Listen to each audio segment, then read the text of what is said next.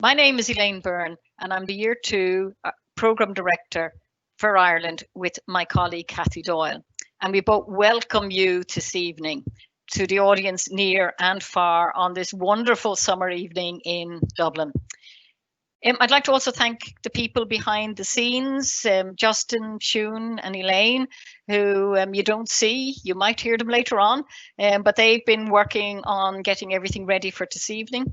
But a special thanks to our two guests tonight and esteemed colleagues, Derek Cribben, the nurse lead for the critical care programme nationally in Ireland, and Tanya Franciosa, the head of medical social work in the Coombe, a large maternity hospital in Dublin here in Ireland. So thank you all for coming tonight, and thank you to the audience for tuning in this evening. Now, before I hand you over to my colleague, Cathy, I just want to take a few minutes to give you a brief overview of the Institute of Leadership at the Royal College of Surgeons in Ireland for those that maybe don't know it. So in the second slide now, if you can move, you'll see that RCSI has a kind of long history, founded in 1784, and despite what some of the students think, I have not been here since 1784. We have a long history of educating, nurturing and discovering for the benefit of human health. We do undergraduate, postgraduate, professional training and research innovation, but all, as you can see from the diagram here, focusing on patient-centered care. And I think this is evidenced in the Times Higher Impact ranking that came out recently for RCSI, where we were ranked #1 in the world for good health and well-being. And in the next slide, we'll look specifically at the Institute of Leadership, which was established in 2005. We've approximately 2,400 alumni, about 500 current students, with 25 full-time faculty and a large number of adjunct faculty. And we'll talk a bit more about adjunct faculty in our discussion. Interestingly, looking at the gender breakdown, for those attending based in Ireland, it's 63%. But for those who are registered with Dubai and Bahrain, our other two campuses, we've 80% who are female. So very large, a high presence of female on our programs. And we have, since 2005, approximately 150 to 200 Year 2 research projects per year. And tonight we'll be hearing about just 2 of those. So next slide.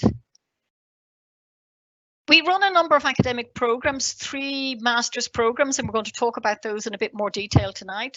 They're in leadership, healthcare management, and quality and safety in healthcare management, all 90 credit level 9 qualifications. But we also do a number of professional diplomas in clinical leadership, HR and performance management, and leading quality and value improvement. And these are 30 credits, but also at a level 9. And in the next slide, you'll see that we also do a number of executive development programs. So next slide, please. And these are around leadership, executive skills development, and after action review. But they're also quite bespoke programs that can be developed. And really it's focusing on being innovative, insightful and immersive development opportunities that we are giving to current and future leaders within the healthcare sector. So that's the brief overview of the RCSI and Institute of Leadership. And I would like to hand you over to Cathy. And if you wanted any more information, please don't hesitate to go to our website where you'll have the details of the programs. We'll briefly run through them, in the coming minutes, but more detail is available there. And if you have any queries, just, drop a line at leadership@rcsi.com at any stage if you have any further queries on anything that we're talking about this evening. So Cathy, I'll hand over to you now. Thank you very much, Elaine. And as you said, welcome to everybody who's joining us this evening. For the next few moments, I'm going to talk about 2 of our programs. And then I'm going to have a discussion with our first guest this evening, Derek Cribben. So the two programs I'm going to talk about are healthcare management and quality and safety in healthcare management. In year one of these programs, both of the programs, students will attend 6 modules, which approximately they are timed around 5 weeks apart each. Each of these modules, the students will develop new skills and new competencies, new learning, and the application of concepts and theory to practice. So that's what makes up the first year of their time with us at the Institute of Leadership. And then the students progress to second year. And second year, it's very much about you as students applying your knowledge, the skills, and that personal development from year one to what's going to be an organizational development or change management or quality improvement project. However, we know that you're going to need additional skills. So throughout that year 2 journey, one morning in each month, we run seminars, and these seminars are timed at the stage you'll be at as part of your year 2 OD project journey. And we will bring to you the skills that you'll need. And then in the afternoon on those days, you will have what we call action learning sets. And these are facilitated sessions in small groups of around 6 students in each group. Now, Elaine will tell you more about the leadership in year 2 and year 1 and how it's slightly different than the healthcare management and the quality programs. So a little bit more about the project in year 2. So for your project, you may decide to work on what's going to be a small project that is achievable within 6 or 7 months, and then you can write it up and evaluate it. Or if you wish, if there's a larger project going on in your organization, you may take a small segment of that large project, and this aspect can become your year 2 project. So that's all I've got to say really at this stage about year 1 and year 2. But there's lots more on the website, rcsi.com/leadership, if you want to see more about those 2 programs. So now I'd like to invite a graduate of the Institute, Derek, to join me. And Derek, I have a few questions for you. So I'm going to start first of all with the question. Could you briefly explain to our guests this evening, why you chose to do an MSc at the RCSI? So over to you, Derek. Hey, Cathy. Thanks very much for the opportunity to discuss it. I suppose I chose to do a master's in healthcare management 4 years ago. I'd worked as a nurse in critical care for about 10 years. And the opportunity arose to complete the Masters in Healthcare Management in the Institute of Leadership. I was moving from a clinical role into a more managerial role, and although I felt my clinical experience was going to go a long way within this role, I knew that I needed to build on both my leadership and managerial knowledge in order to become the leader within the critical care area that I was going to be working, that I wanted to be, and in order to be able to see out my vision for what I felt the critical care unit could be. I did a lot of research, talked to students who completed the course previously, and decided at that point that what the Institute of Leadership could offer from both a teaching support and assignment perspective suited exactly what I needed to do at that time in my career. The blended learning approach in particular meant that I was in a position to continue to work full-time while doing the course. And also I was able to access the information around the course as I needed to. And I was particularly taken by the year 2 project linked to the organizational development project, which you spoke about, and with regards to the action learning sets. I find the idea of linking the theory, the tools of change management, and the practical implementation of what we had learned in year 1, whilst carrying out a literature review around the dissertation about the change project. It just felt like it was going to be the ideal learning environment. And alongside the action learning sets, which you're given the opportunity in year 2 to discuss your change project as you're doing it, but also to hear about the ongoing work of your peers who are also completing the change project at the same time. So yeah, that's 4 years ago. Delighted that I did it. You're talking about your change project leads nicely to my second question. So can you describe that year 2 project and the impact that this had on you as and your profession? Sure. So I chose option B, which was with regards to the development of a project for implementation. And my project was linked to the development of a career pathway specifically for critical care nurses for implementation across all of the hospital groups within Ireland. It involved putting in place through stakeholder engagements an agreement around the requirement for accessibility onto the pathway, resources to enable the development of critical care nursing professionally, the development of the education that we needed, and also the development of more advanced roles for critical care nursing. It started off as being a small project and slowly but surely became quite a big project.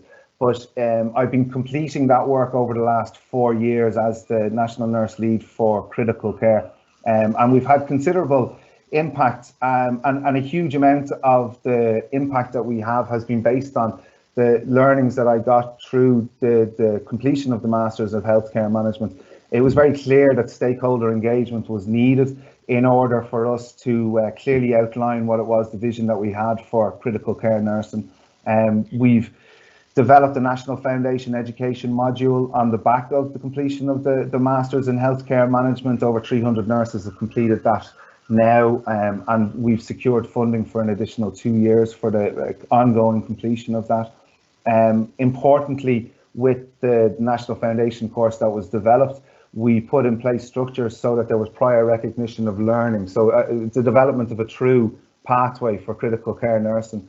And a key part of the selling of the vision, I suppose, with regards this and making sure that we had a shared vision from all stakeholders was the development of workforce planning groups across the hospital group. So I learned the structures that I needed to put in place whilst doing the job in order to actually fulfill and get the vision. So we now have almost 4 times as many on-the-ground clinical educators as we had, so that we do fully resource the career pathway. So if somebody is learning how to be a critical care nurse in each of the critical care units, there is somebody there who can do that, who can do the education. And we've also developed a number of advanced roles for critical care as well. So we went from a base 3 years ago of having 1 candidate to the end of next year. We'll have a combination of 23 candidate and registered AMPs. So a really important piece with regards our advanced workforce planning. And interesting, I was thinking about this since we had our conversation about the impacts COVID-19 from a critical care perspective in Ireland. The clinical facilitators that we have with regard to education and the networks that we developed in order to develop the career pathway have meant that we now have go-to structures with regards to sharing of learning and the sharing of resources from a critical care nursing perspective, which was hugely important when we were increasing our capacity in response to COVID-19 and the redeployment of nurses, etc. So the Masters was absolutely fundamental in my ability to be able to develop those networks. Derek, it's phenomenal to hear how that year 2 project of 7 months long, how it has grown, it's snowballed, how it's grown and developed. And as you've said there, even throughout COVID, which has changed all our lives, how that you could still implement elements of the project. My final question to you is very much around, I suppose, a personal level. So you've shared about your profession and what the project has meant to your profession. So at a personal level, how have you grown and developed as a leader after your MSc? So you completed your MSc, you graduated, and how has that led to the growing of Derek? I think certainly upon completion of it, I definitely had a renewed confidence in my ability with regards leadership. I had a confidence with regards how it was that you can create a shared vision of where it was that we wanted to go. It reinforced my idea with regards to the importance of engagement, the importance of communication, the importance of ensuring that you know who it is you need to speak to in order to get things over the line. And what was a really interesting piece, which I hadn't really thought about before I did the Masters, was understanding why it is that people think differently with regards what it is you're trying to achieve. And that's a really important thing to embrace, the difference that people think about with regards change projects and where you go, and the importance of that kind of bringing into the room all of those people for that discussion. It also made me realize the importance of data and the importance of having a full understanding of what it was that you're trying to put in place and the data in the background for all of that. We now have, it started long before I started in this job, but there's a National Office of Clinical Audit has published their third report around ICU, etc. And what we've been doing from a workforce perspective is getting very clear, concise data with regards to our workforce of what we have and where we need to go. And that's been a really important learning as well. And I suppose lastly, networks. I've been involved in the development and running, and I've spoken at several national and international critical care nursing conferences, and hearing what other people are doing and learning from them and getting people in touch with each other in order to move things forward is so important, particularly from a healthcare perspective. And it's another reason why doing a leadership course or healthcare management course within the Institute of Leadership in the RCSI is so important, because of the RCSI's ability to bring people in from a healthcare background, and we're all singing off the same hymn sheet essentially with regards to healthcare. So a really important part of it. Derek, yeah, thank you so much for all of that. And so many of those personal developments that you've talked about, we hear them from our students and graduates all the time. And I know Tanya is also going to talk about some of them. So Elaine, I'll hand back to you at this stage for you to have the conversation with Tanya. Thank you. That's great, and thanks very much, Cathy, and very well done, Derek. It's really heartening to hear how you have not just sustained but grown and developed the project, and we really like to think that, you know, a large amount of it is due to you, but we hope that the Institute of Leadership had a little seed in there somewhere. Now, before I go on to Tanya, I'm just going to briefly overview the embassy in leadership that we have, and then I'll ask Tanya a couple of similar questions on her project and then what she did in the Masters in Leadership.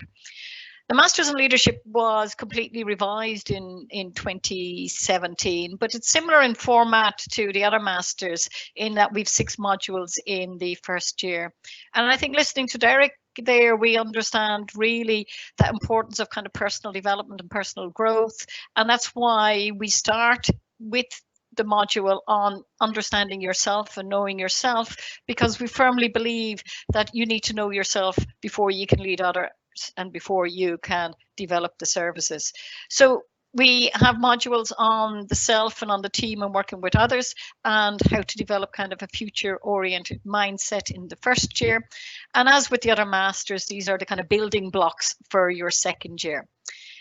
The second year is slightly different with the Masters in Leadership in that we have another module. So you do 7 modules, and this module is on research methods and methodology, which is giving you those research and kind of technical skills about research that Derek alluded to in terms of the importance of, you know, knowing the evidence out there and how to use data. And we do that before you continue on with your research project in year 2. So it's a slightly different format.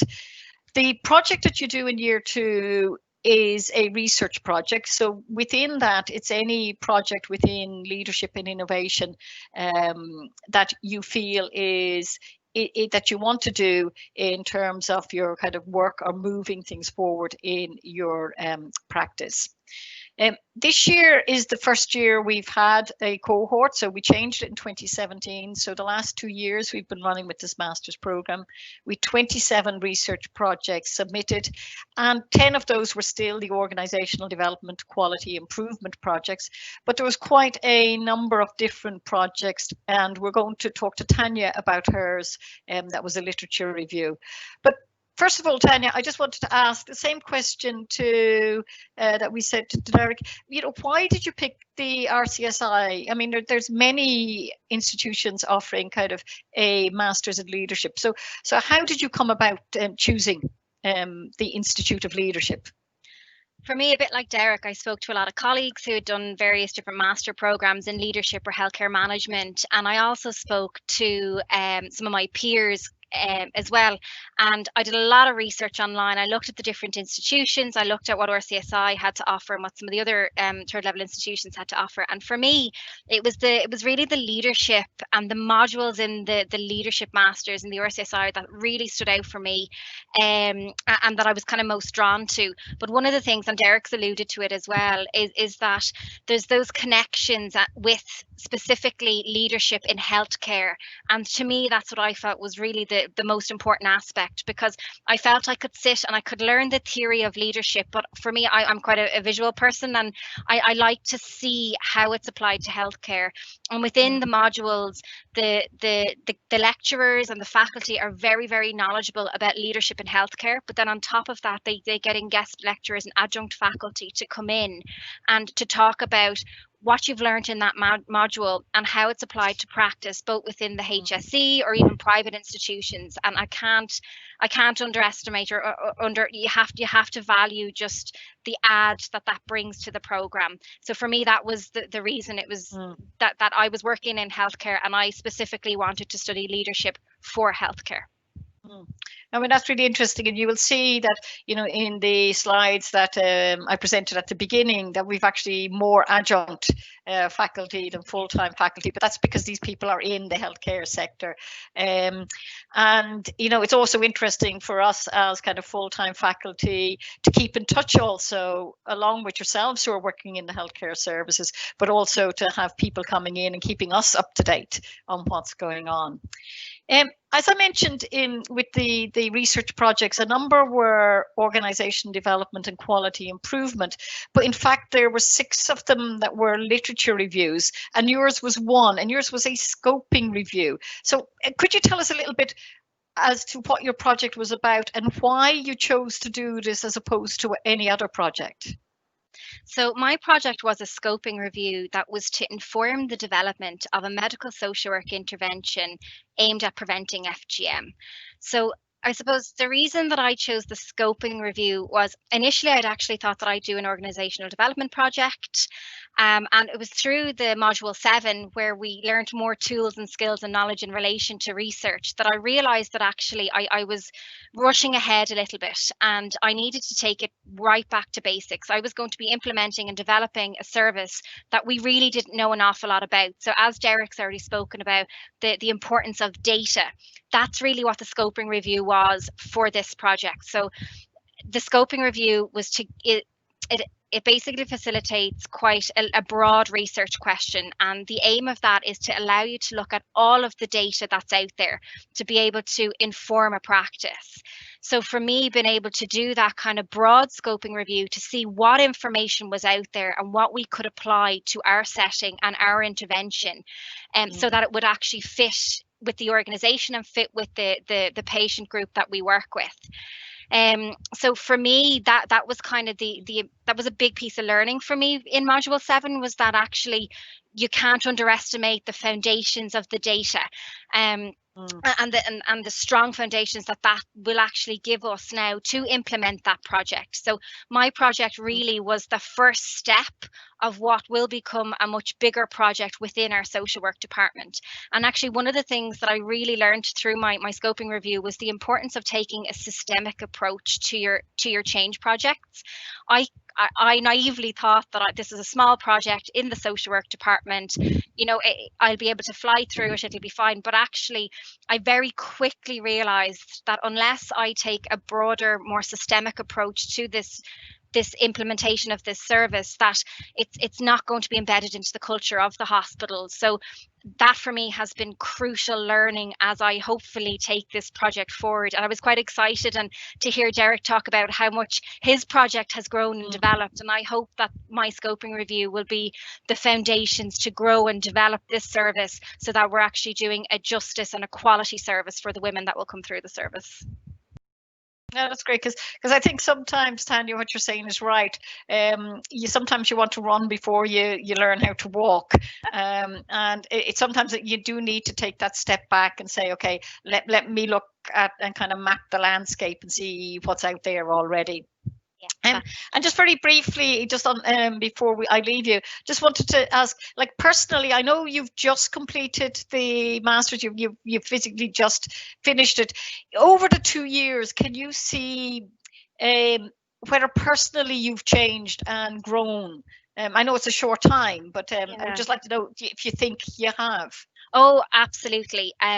You mentioned about module 1 and about learning about yourself, and I felt I had that. I actually was surprised in module 1 by how much learning I achieved about myself, and I suppose the psychometrics and different aspects of the program, and it gave me insight into how certain personality traits and character traits actually impact on my leadership.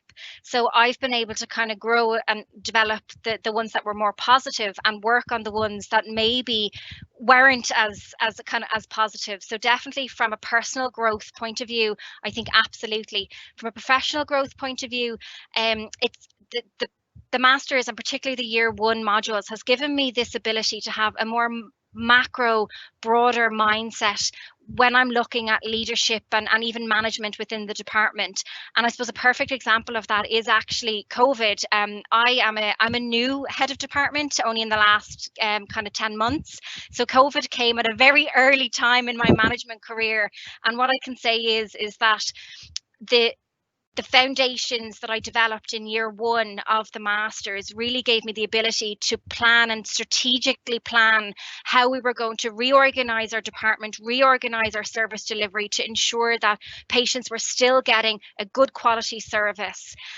So definitely huge personal growth and also huge professional growth that I can attribute 100% to the leadership masters. Thank you, Tanya, and I'd love to kind of stay here talking, but I know the time is running out, and I just wanted to hand it back over to Cathy if you just wanted to say anything before we see if there's any questions for us. Thank you, Elaine. Having listened to both Derek and Tanya sharing their stories, sharing their projects, Tanya's project at a very early stage, having taken 2 steps back before she takes 1 step forward, and Derek's project, which is now a national project that has really shown deliverables. These are 2 very different projects. But for me, at the centre of the 2 projects is improving healthcare and healthcare delivery. In Derek's case, it was about improving the experience of staff who work in healthcare. And in Tanya's case, her project and where it goes in the future is going to be very much around improving for the patient. And we talk about delivering patient-centered care.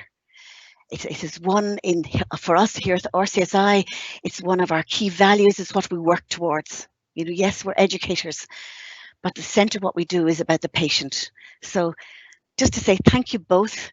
It was great stories. I hope the audience enjoyed hearing your journey through the RCSI, your own personal learning, your learning for your profession, your learning for your organisation.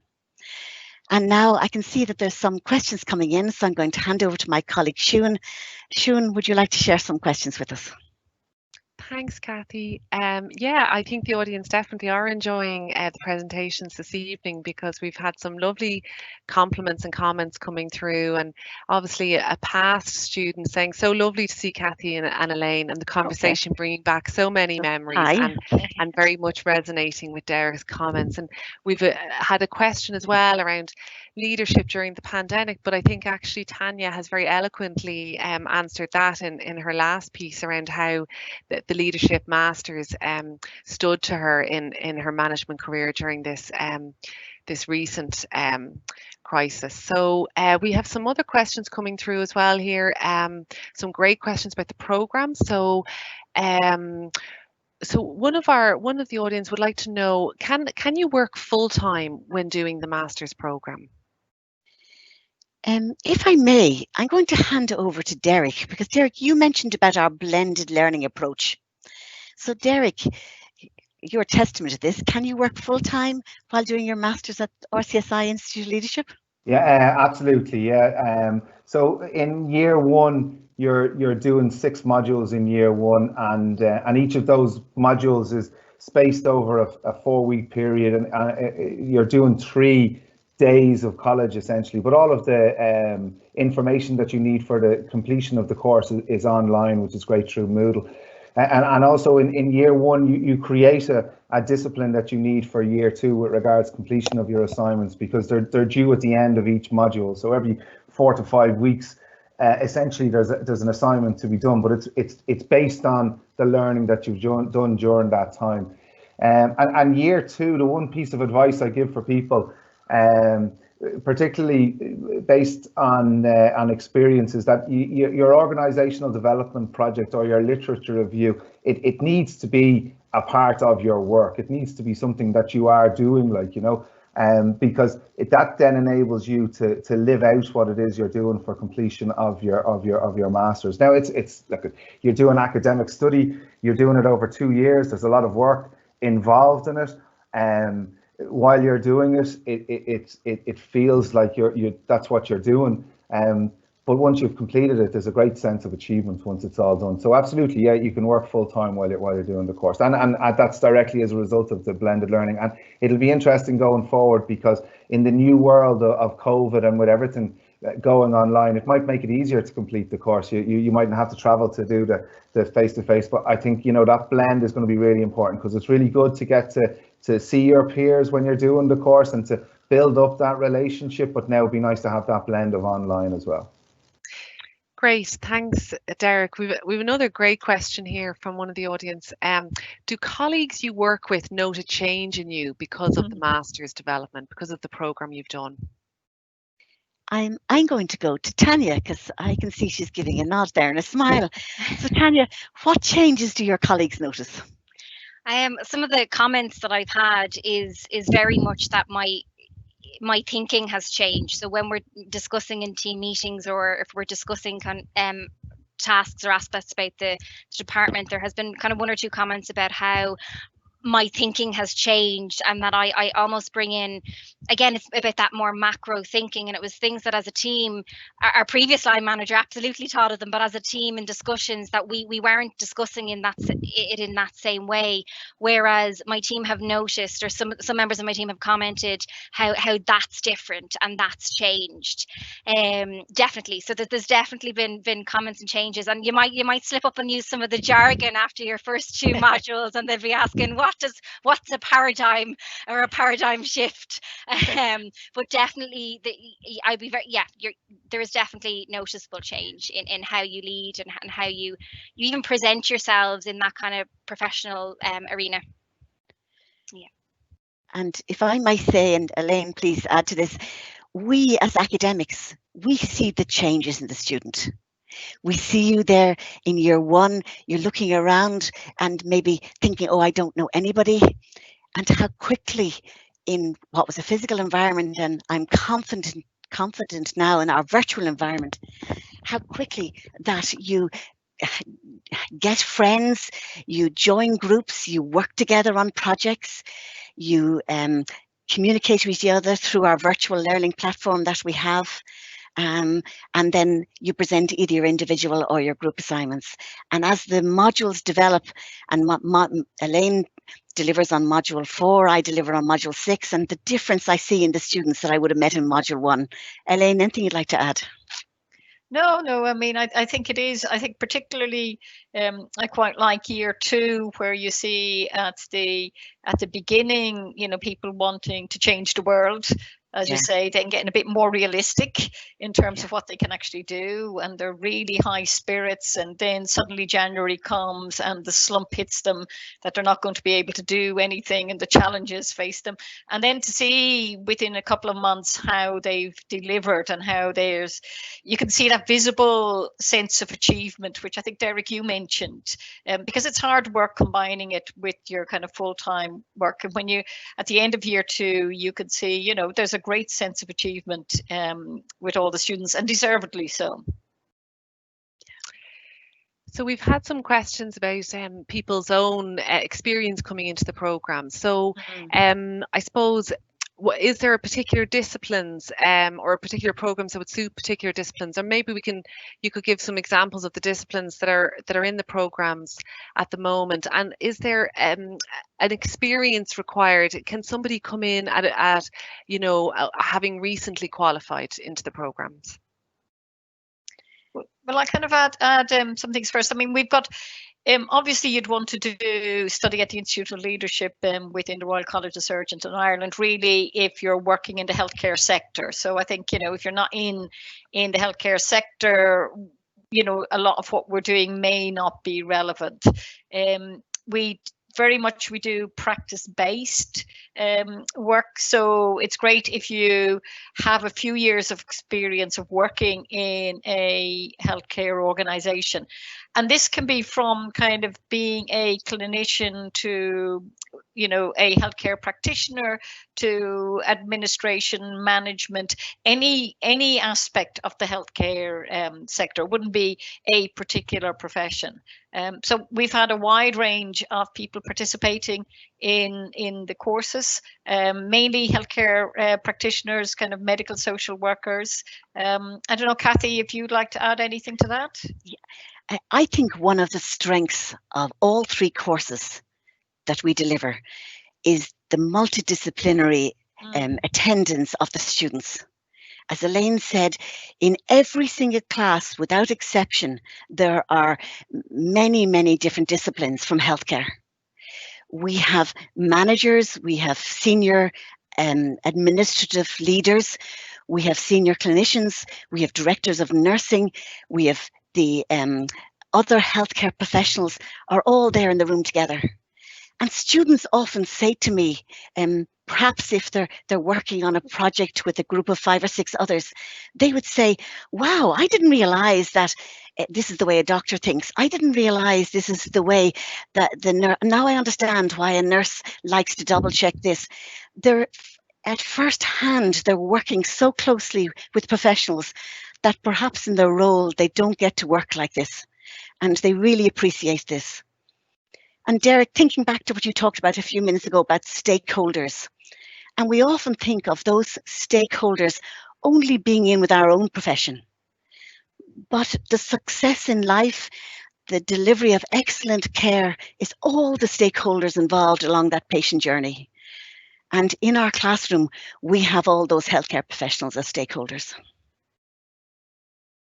Yeah, correct, absolutely. And I've been lucky enough to be an action learning set supervisor for the last 4 years, and it's been interesting sitting during those action learning sets to see that multidisciplinary working out during those action learning sets. And there's one project that struck me during it was a midwife in one of our maternity hospitals. And during their change project, the advice that they were getting from their peers so from both their doctors and from the people from their HSCPs, meant that the change project actually became more than what had been intended at the first, because they were making her think from a different perspective completely. Well, why not this and why not that, and why would you stop there, keep on going? And she's now rolled that out across a number of hospitals, the change project that she introduced, and directly as a result of that kind of influence of that different way of thinking within the healthcare. So yeah, a really important part is that multidisciplinary aspect of those action learning sets. And Shuni, if I can add a little bit more, we have our student participants coming from private healthcare and from public healthcare, people in the acute sector, people working in nursing homes, mental health services, primary care. We often have people who work in very small practices, and that engagement with other stakeholders is so powerful for those students who wouldn't have that engagement maybe in their day-to-day. So it's a great blend, and I enjoy hearing the different students' viewpoints when they're discussing topics in the classroom. Thanks, Cathy. And probably time for maybe one last question for the evening is, are we accepting applications at the moment for the programs? And if somebody wants to join the program this year, can they still apply, and when does it start? So I'll take the first start of that and I'll hand over to Elaine afterwards. Yes, we're still accepting applications for this year. We have 3 programs, and testament to today of how popular the programs are were our 2 guests. And I'm delighted to hear the graduates who also have been putting comments there in the feed, saying hello to Elaine and I. The program is starting at the end of September with our orientation. So we do an in-depth orientation, bringing you together, getting you to know us, getting you to know each other, getting you to know the technology, getting you to know what year 1 is going to be about. So that's going to happen at the end of September. And then formally, module 1 on whichever of the 3 programs that you decided on, it will commence the first week in October. So Elaine, anything you'd like to add? Yeah. This year it is slightly different in the sense that we will be moving to a virtual environment. So before you heard Derek talking about coming in for the modules over 3 days and meeting your colleagues. So we'll be looking at that kind of in a much more digitally engaged environment. So we'll have synchronous session, asynchronous, interactive sessions. We have a really strong operations team that will support you with any of those technical skills that you need. The programs are very easy to understand. The equipment you need is very minimal, but we still, for anyone who's difficulties, you'll still be able to join. We've large numbers on some of our programs already, so if you are interested, it would be best to apply as soon as you can. And I might just go quickly to Tanya for a moment, because Tanya was in the situation of where she actually had those days where she did the modules, but then you finished your studies during COVID.